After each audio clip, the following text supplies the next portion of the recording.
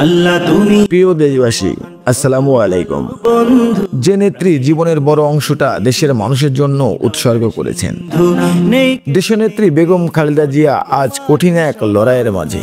তুমি হে আল্লাহ, আপনি তার কষ্ট সহজ করে দিন, তার অসুস্থ দেহে আপনার রহমতের ছোঁয়া দিন। তুমি দেশবাসীর কাছে দোয়া চাই, তিনি যেন দ্রুত সুস্থ হয়ে আমাদের মাঝে ফিরে আসতে পারে।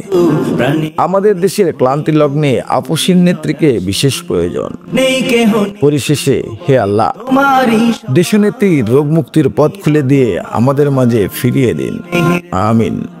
তুমি রহমান, তুমি মেহেরবান, দয়ালু তুমি, তুমি বিধাতা, তুমি তো মাবুদ, তুমি যে দাতা।